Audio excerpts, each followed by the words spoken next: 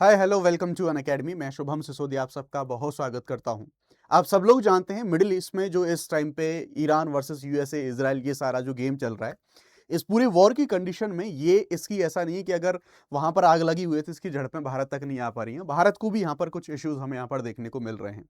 लेकिन ये वक्त ऐसा है कि जब इश्यू पूरी दुनिया के सामने आ रहे हैं तो अब मैं कहूं कि भारत के सामने चैलेंज भी है लेकिन एक मौका भी है।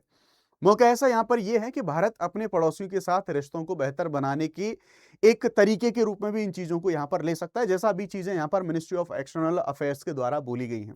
आप सब लोग जानते हैं एक दिन पहले की ये न्यूज है, यानी कि थर्सडे की ये न्यूज है। आप सबने यहां पर देखा होगा कि ईरान ने कतर में स्थित दुनिया के सबसे बड़े एलएनजी जो प्लांट है उस पर हमला किया है। अब इससे भारत में तेल और गैस का जो संकट है वो संकट यहां पर बढ़ जाएगा, डेफिनेटली बढ़ेगा। और जो हमारे ऑयल हैं, गैसेज हैं, उन सबके प्राइस, इन्फ्लेशन, हमारा एनर्जी का बिल है, उन सब चीजों में बढ़ोतरी देखने को मिलेगी। आपकी जेब तक भी इसका इंपैक्ट जो है वो आपको देखने को मिलेगा, क्योंकि इन चीजों में जो महंगाई है वो महंगाई बढ़ेगी। लेकिन यहां पर कुछ और भी एंगल्स हैं, उनको समझेंगे। सबसे पहले इसके बारे में आपको मैं बताऊं तो ये ऐसे एरिया में अटैक यहां पर ईरान ने किया है। ये बेसिकली कतर के अंदर स्थित है, यहां पर जिस प्लांट के बारे में आपको यहां पर बता रहा हूं। और ये पूरी दुनिया के सबसे बड़ा एक नेचुरल जो गैस का एरिया है उस प्लांट में यहां पर अटैक करा। अभी आपको मैं पूरा यहां पर मैप है वो मैप यहां पर दिखाऊंगा। और यहां पर जो मैं आपको ये जो इसके बारे में आपको बता रहा हूं, आपने ऐसे बहुत सारे जो वायरल वीडियोस हैं, ये वायरल वीडियोस भी देखे होंगे, लेकिन आपको मैं यहां पर एक जो जगह है उस जगह का नाम जहां पर अटैक हुआ है वो है कतर का रास लफान। और भी बहुत सारी जगहों पर जो अटैक्स हैं वो अटैक यहां पर हुए हैं, लेकिन जो रास लफान के बारे में बात कर रहा हूं ये स्ट्रेटेजिकली ना केवल वेस्ट के लिए, ना केवल मैं कहूं भारत के लिए, ना केवल अरब कंट्री के लिए, स्ट्रेटेजिकली पूरी दुनिया के लिए इंपॉर्टेंट हो जाता है। बिकॉज बड़ी मात्रा में यहां से जो पूरी दुनिया है वो तेल और गैस का जो आयात है वो गैस का आयात यहां से कर रही होती है। अब ये अटैक ईरान ने किया क्यों है? क्योंकि यहां पर जो इजराइल था, इजराइल ने ईरान के क्षेत्र के ऊपर पहले ऑलरेडी अटैक किया था इसी क्षेत्र में, उसका मैप आपको मैं दिखाऊंगा। उसके बदले में ईरान ने यहां पर अटैक वापस से इजराइल का जो ये जो यहां पर कतर वाला एरिया यहां पर किया है। आप देख सकते हैं इससे पहले इजराइल ने अटैक करा था ईरान का साउथ पार्स गैस फील्ड है उसके ऊपर। आप यहां पर देख सकते हैं ये जो अटैक है ये अटैक पहले इजराइल ने किया था ईरान के ऊपर। बदले में ईरान ने यहां पर जो कतर के अंदर ये जो रास लफान में यहां पर बता रहा हूं यहां पर जो अटैक है अटैक कर दिया था। ठीक है। अब ये चीज आपको एक चीज इंडिकेट कर रही होगी कि ईरान जो चीज को यहां पर बताने की या फिर जो इंडिकेट करने की कोशिश कर रहा है, क्योंकि उसके पास हथियार है, ये एक तरीके से मैं कहूंगा इकोनॉमिक वेपन है उसके पास। और हथियार उसका यहां पर यह है कि भैया मेरे पास ईंधन है, मैं पूरी दुनिया के अंदर ईंधन की आपूर्ति है उसको डिसरप्ट कर दूंगा अगर आप मुझे यहां पर टारगेट करोगे तो। क्योंकि आप यहां पर देख सकते हैं ऑयल और गैस को ग्लोबल जो प्रेशर का टूल है उसके तौर पर इस्तेमाल किया जा रहा है ईरान के द्वारा। लेकिन शुरुआत यहां पर पहले इसराइल ने, उसके बाद फिर ईरान ने। काउंटर अटैक वाली जो चीजें हैं वो चीजें यहां पर चल रही हैं। अब एक बार आप इस मैप पर नजर डालो। इस मैप पर अगर आप देखोगे तो जो दोनों एरियाज के जो अटैक हो रहे हैं वो अटैक आपको यहां पर देखने को मिल जाएंगे। ये ईरान रहा, ये हुर्मुज का जो स्ट्रेट है वो रहा, जो कि सारी मारामारी यहीं पर चल रही है। यहीं पर जो सारे माइंस बिछा के रखे हुए हैं ईरान ने, यहीं से जो हमारे सारे के सारे जहाज हैं जो यहाँ पर रुके हुए हैं, जिनका वेट हो रहा है कि ये कब पार करेंगे इस पूरे क्षेत्र को, कब निकल के आएंगे और कब समस्या खत्म होगी। लेकिन आप यहां पर इस क्षेत्र को देखेंगे तो ये रहा कतर। कतर के नॉर्थ में ये वाला एरिया है रास लफान। रास लफान, इसी रास लफान के ऊपर अटैक करा है ईरान ने। ये कतर का क्षेत्र, लेकिन इससे जस्ट थोड़ा सा ऊपर ये वाला जो एरिया है इसे आप देखेंगे ये है साउथ पार्स गैस फील्ड। और ये जो साउथ पार्स गैस फील्ड है ये ईरान का गैस फील्ड है। ठीक है। अब इसके ऊपर जो अटैक करें तो इसके बदले में इन्होंने यहां पर अटैक कर दिए हैं।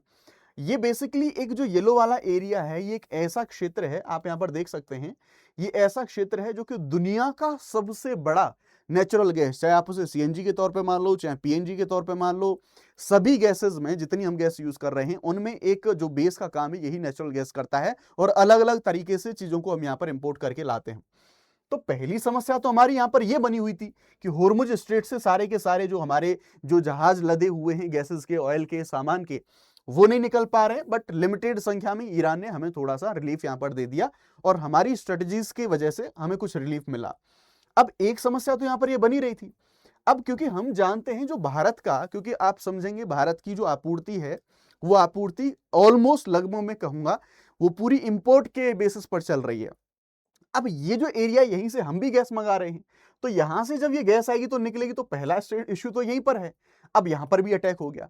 यहाँ पर अटैक हो गया, यहाँ पर कुछ डिसरप्शंस हुए, उनकी वजह से जो समस्या है, ये समस्या, तो ये पूरा क्षेत्र आपने यहाँ पर देख लिया।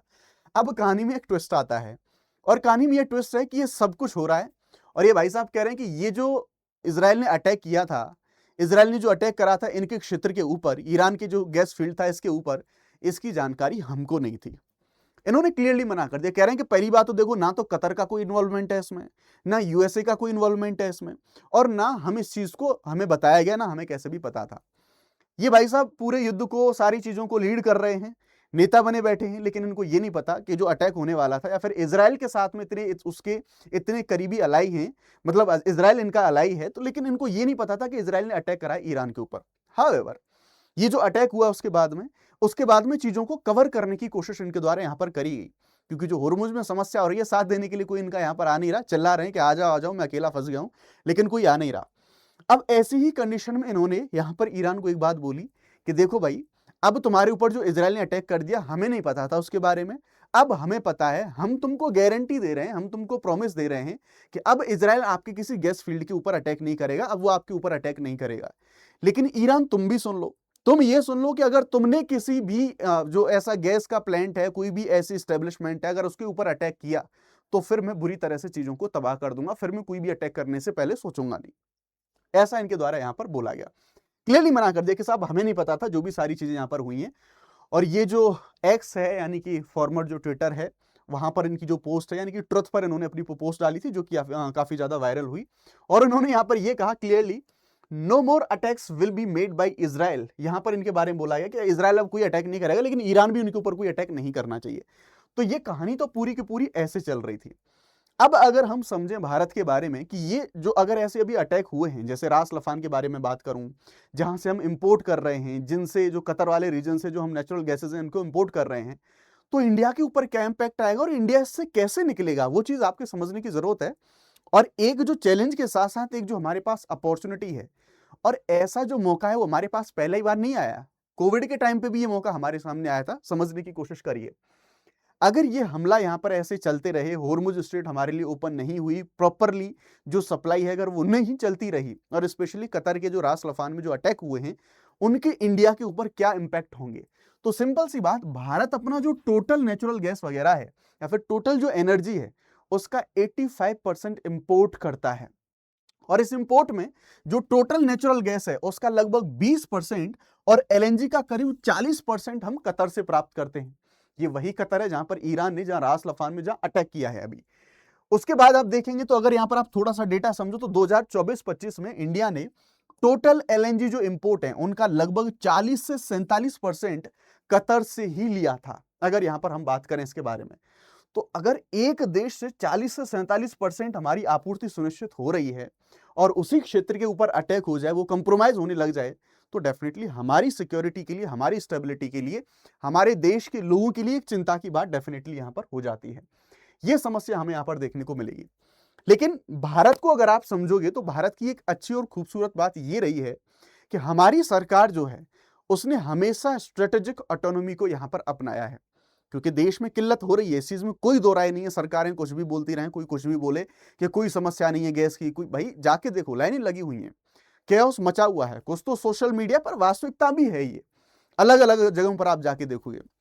तो वैसी कंडीशन में, क्योंकि भैया हम स्ट्रेटेजिक ऑटोनॉमी को अपनाते आए हैं, अपना रहे हैं और अपनाते भी रहेंगे। स्ट्रेटेजिक ऑटोनॉमी का कॉन्सेप्ट क्लियरली कहता है कि भाई हमारा, देखो, नेशनल इंटरेस्ट में कोई किसी का सगा नहीं होता, मतलब इंटरनेशनल रिलेशंस में, जियोपॉलिटिक्स में कोई किसी का सगा नहीं है। राष्ट्रहित या फिर जो नेशनल इंटरेस्ट है वो सर्वोपरि होते हैं। तो अगर अभी हमें, मान लो, जो हमारे गल्फ कंट्रीज हैं, हमारे जो पर्शियन जो गल्फ के थ्रू, या फिर इन सभी जो अरब देश हैं, इनसे जो हम सब अपना एनर्जी मंगा रहे थे, अगर वहां पर कुछ डिस्ट्रप्शन हैं, तो डेफिनेटली हमें अल्टरनेट है उनको ढूंढना चाहिए, और वही भारत अभी यहां पर कर ही रहा है। रिसेंटली विदेश मंत्रालय के द्वारा यह बोला गया कि अब इंडिया जो है वो एलपीजी की जो देश में किल्लत चल रही है, उस समस्या को शॉर्ट करने के लिए, उसको सुलझाने के लिए, अब हम रशिया से भी, अगर, क्योंकि रशिया के पास अगर है, वो हमें ऑफर कर रहा है, अगर अच्छे दामों में हमें मिल सकता है, तो डेफिनेटली हम रशिया से भी अब यहां पर खरीदे जाएंगे। अब रशिया की चांदी चांदी, रशिया चाइना की चांदी हो रही है इस युद्ध में, जैसा कहते हैं कि कहीं लॉस कहीं मुनाफा, तो यस, इनको फायदा होने वाला है। लंबे समय से सारी चीजें चली रही, चाहे रूस यूक्रेन वॉर के बारे में, जब ऑयल की जो क्राइसिस हुई थी उस टाइम पर भी आप सबको यहां पर पता होगा, ठीक है। अब क्योंकि विदेश मंत्रालय ने यहाँ पर ये बोला है कि भैया हमें भारत के जो लोग हैं, भारत के लोगों की आवश्यकताओं को पूरा करना है, इसलिए अगर उन रीजन से, अगर हमें फारस की खाड़ी वाले जो देश हैं, अगर वहां से हमें अरब देशों से नहीं मिलती ऊर्जा, तो हम अदर जो अल्टरनेट है, और अदर अल्टरनेट में रशिया के बारे में तो बात कर ही गई है, अदर कंट्रीज भी हैं। चाहे मैं यूएस के बारे में बात करूं, चाहे हम नॉर्वे के बारे में बात करें, चाहे हम रशिया के बारे में बात करें, इन सभी देशों से हम अपनी ऊर्जा के लिए विकल्प के तौर पर उन सब चीजों को यहां पर हम देख रहे हैं। अब तक अगर आप हम यहां पर देखें कि अब तक हम अरब देशों पर डिपेंडेंट थे, लेकिन अब हम यूएसए, कनाडा, नॉर्वे, रशिया ऐसे देशों के साथ भी हम बातचीत कर रहे हैं। वहां से हमें ऑप्शन मिलेंगे तो वो सप्लाई भी वहां से करी जाएगी भारत के लिए।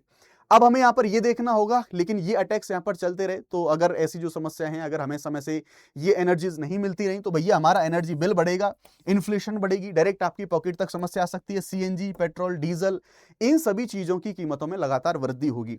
तो ये तो अभी थे सारे के सारे जो हमारे मतलब अब तक के जो डेवलपमेंट है इस अटैक से रिलेटेड। अब हम यहां पर समझते हैं, देखो इंडियन ओशियन में अगर आप भारत की स्थिति है उसको समझने की कोशिश करोगे तो भारत ने हमेशा एक मजबूत ताकत और एक रीजनल लीडर होने के नाते अपनी उस भूमिका को हमेशा से निभाया है। और ये आज की बात नहीं है, कभी भी देख लो, चाहे किसी देश से हमारे संबंध भले ही थोड़े डाउन हो गए हों, बट भारत हमेशा से इस चीज को निभाता चला आया है, जो कि भारत का एक कॉन्सेप्ट है। पाकिस्तान पड़ोसी कहता है कि हम नेट सिक्योरिटी प्रोवाइडर हैं, लेकिन सच ऐसे समय पर सामने आता है। अब जैसे जो मैंने आपको बताया कि भारत हमेशा से इस चीज को क्लेम करता रहा है, और ये बात सच भी है कि भारत अपनी भी, अगर हमारे सामने भी कोई चैलेंज है, उस समय पर भी भारत नेट सिक्योरिटी प्रोवाइडर जो कि इंडियन ओशियन के अंदर है, उसकी भूमिका हमेशा से निभाता आया है। क्योंकि ये जो सप्लाई में डिसरप्शंस आए हैं, इनसे केवल भारत नहीं बल्कि पूरी दुनिया इनसे इंपैक्ट हो रही है। तो अभी हमारे जो छोटे पड़ोसी देश हैं, चाहे मैं श्रीलंका के बारे में बात करूं, नेपाल के बारे में बात करूं, बांग्लादेश के बारे में बात करूं, जो कि भारत के ऊपर निर्भर काफी ज्यादा रहते हैं और ऐसे समय पर उम्मीद लगा के रहते हैं भारत सरकार से कि वो हमारी मदद करेंगे, तो विदेश मंत्रालय के अनुसार उनके पास डिमांड आने लगी हैं अब इन छोटे पड़ोसी देशों से कि ये भी इनसे अब जो तेल और गैस है वो गैस की डिमांड कर रहे हैं कि भैया हमारे यहां पर समस्या है, तुम इस भूमिका को निभा सकते हो, तुम इस काम को यहां पर कर सकते हो। इमरजेंसी फ्यूल है, अब भारत सरकार इन विदेशी यानी कि जो हमारे पड़ोसी देश हैं छोटे, इनको प्रोवाइड करा सकती है। लेकिन अब आप ये कहेंगे कि साहब बड़ी दिक्कत है, बड़ी समस्या वाली बात है, आप ये बताओ अपने ही देश के जो लोग हैं उनकी जरूरतें हैं, उनकी हम पूर्ति कर दें ऐसी चुनौती के टाइम पर? आप कह रहे हैं इन पड़ोसी देशों को देखेंगे। आपको कोविड वाला टाइम याद होगा, जब वैक्सीनेशन की बात आई थी तो वैक्सीन मैत्री जो प्रोग्राम था उसके तहत हमारे देश में वैक्सीनेशन प्रोग्राम जैसे चल रहा था, उस प्रोग्राम के साथ साथ हमने अन्य जो छोटे देश थे वहां पर भी हमने वैक्सीन को भिजवाया था। हालांकि कुछ पॉलिटिकल प्रेशर और सरकार के ऊपर दबाव चलने के नाते सरकार ने उन चीजों को रोक दिया था। अब कुछ क्वेश्चन सरकार के ऊपर यहां भी खड़े हो रहे हैं कि पहले अपने देश में भी तो तुम पूर्ति कर लो, पहले इन छोटे पड़ोसी देशों को तो तब दोगे। तो इस चीज के ऊपर हमारा जो विदेश मंत्रालय है, विदेश मंत्रालय ने सीधे तरीके से यहां पर बोला है कि अगर छोटे जैसे जो पड़ोसी देश है हमारे, रहा हमारा जो श्रीलंका है, बांग्लादेश है, नेपाल है, अगर इनको हमने कोई सप्लाई दी, अगर इनको गैस हमने दी, तो इस चीज को क्लियरली साफ करा गया है कि पहले हमारी घरेलू आवश्यकताएं, और जब हमारी घरेलू आवश्यकताएं पूरी हो जाएंगी उसके बाद इन छोटे पड़ोसी देशों को हम अपनी जो गैस हैं या फिर जो भी इमरजेंसी फ्यूल्स हैं वो प्रोवाइड कराएंगे। यानी कि डोमेस्टिक सप्लाई किसी भी लेवल पर कंप्रोमाइज नहीं होगी। उसके बाद हमारी जब प्रायोरिटी पूरी हो जाएगी तब हम इन छोटे देशों को अपनी चीजें हैं वो प्रोवाइड कराएंगे। देखो इसके भी कई फायदे हैं। ये एक मौका होता है क्योंकि बांग्लादेश के साथ जो हमारा इश्यू चल रहा है, बॉर्डर्स पर जितने इश्यूज हमें देखने को मिलते हैं, अब बांग्लादेश में नई सरकार जब से आई है, बांग्लादेश के साथ हमारे जो संबंध थे उनको सुधारने का एक मौका है। बांग्लादेश ने अभी ये डिमांड करी है, अगर हम अपनी डोमेस्टिक आवश्यकताओं को पूरा करने के बाद बांग्लादेश की ऐसी मदद करते हैं तो डेफिनेटली, क्योंकि बांग्लादेश की सरकार की जो नई सरकार आई है उस नई सरकार की तरफ से भी कदम बढ़ाए जा रहे हैं कि रिश्तों को नॉर्मलाइज किया जाए, रिश्तों को बेहतर बनाया जा सके। तो अगर हम ऐसी चीजें उनको प्रोवाइड कराते हैं तो डेफिनेटली जो तनाव हमारे पड़ोसियों के साथ बने हुए हैं, जो कि डेफिनेटली बिल्कुल भी हमारे हित में नहीं है, क्योंकि पाकिस्तान वाला एंगल वहां पर आ जाता है, वो फिर नजदीक भागने लगता है, हमारे लिए चैलेंजेस आते हैं। तो एक बेहतर मौका हो सकता है, लेकिन इसकी जो कीमत है वो डोमेस्टिक लोग या फिर जो भारत के लोग हैं उनको नहीं तय करनी चाहिए। इस चीज को सरकार को इंश्योर करना होगा कि पहले भारत के लोग हैं, आपूर्ति पहले उनको मिले, उसके बाद इन छोटे पड़ोसी देशों के लिए अगर चीजें बची रह जाएं तो हम उनको प्रोवाइड करा सकते हैं। अब मैंने कहा कि जो बांग्लादेश के साथ रिलेशन है उनको नॉर्मलाइज करने में इसकी मदद हमें मिल सकती है। अब इसी बीच में हम देखेंगे, क्योंकि मैंने कहा कि बांग्लादेश की जो सरकार है वो भी चाहती है कि जो हमारे टाई अप हैं, जो हमारे रिलेशन है वो नॉर्मलाइज हो, वो रिलेशंस बेहतर हों। तो आप यहां पर देख सकते हैं बांग्लादेश में अभी जो नवनिर्वाचित सरकार है उनके फाइनेंस मिनिस्टर यानी कि तारिक रहमान की जो सरकार आई है, उसके बाद बांग्लादेश के जो विदेश मंत्री हैं वो अप्रैल में, यानी कि अभी ध्यान रखेंगे ये अभी ऑफिशियली कहीं भी क्लोज नहीं हुआ है, बट ऐसी संभावना जताई जा रही है कि फाइनेंस मिनिस्टर भारत आने के लिए वो तैयार हैं। हो सकता है वो प्लान कर रहे हैं, क्योंकि ध्यान रखेंगे प्रॉब्लम ये आ रही थी कि ये पहली यात्रा चाइना की करेंगे या फिर इंडिया की करेंगे।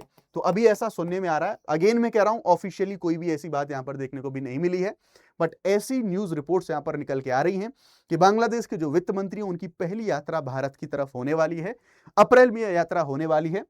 और अगर हम उनकी इस टाइम पर ऐसी मदद करते हैं तो डेफिनेटली हमारे लिए जो रिलेशंस हैं वो बेहतर होंगे, और नॉर्थ ईस्ट में हमारे सामने जो चैलेंजेस हैं उनको टैकल करने में एक बड़ी मदद हमारी यहां पर होगी। और जैसा भारत में बताता हूं कि क्षेत्रीय शक्ति के तौर पर जो भारत उभर रहा है, उन सब चीजों में हमें जो मजबूती यहां पर देखने को मिलेगी। तो ये पूरा का पूरा गेम चल रहा है, बैलेंस तरीके से चीजों को हमें यहां पर संभालना होगा, और मुझे लगता है भारत सरकार इन चीजों को बेहतर तरीके से इंप्लीमेंट करने की कोशिश कर रही है, क्योंकि जो चैलेंज आया केवल भारत में नहीं है, पूरी दुनिया के सामने ये चैलेंज आया है, इससे निपटने के लिए कोशिशें करी जा रही है ना। आप इस चैनल को लाइक शेयर सब्सक्राइब कर सकते हैं। यूपीएससी के अलावा बहुत सारा जो कंटेंट है वो आपको यहाँ पर आपकी हेल्प के लिए मिलेगा। अगर आप यूपीएससी के प्लस कोर्सेज के साथ प्रिपेयर करना चाहते हैं तो ध्यान रखिएगा, आपको एक मैक्सिमम डिस्काउंट के लिए आपको एक कोड लगाना होगा, दैट इज SSYT लाइव। इस कोड को लगा के आप लोग जो है मैक्सिमम डिस्काउंट को आप अवेल कर पाएंगे। हिंदी इंग्लिश बाइलिंगुअल सारे के सारे बैचेस हमारे अवेलेबल हैं, आप इन बैचेस को ले सकते हैं, एक कॉम्प्रीहेंसिव और एक डायरेक्टेड जो अपनी प्रिपरेशन है उसको करने के लिए। 22 तारीख को यानी कि संडे को ये फ्री टेस्ट होने वाला है, सारे लोग ज्वाइन कर लेना। लिंक इसका जो है वो डिस्क्रिप्शन में दिया गया है। Thank you very much. जय हिंद, जय भारत।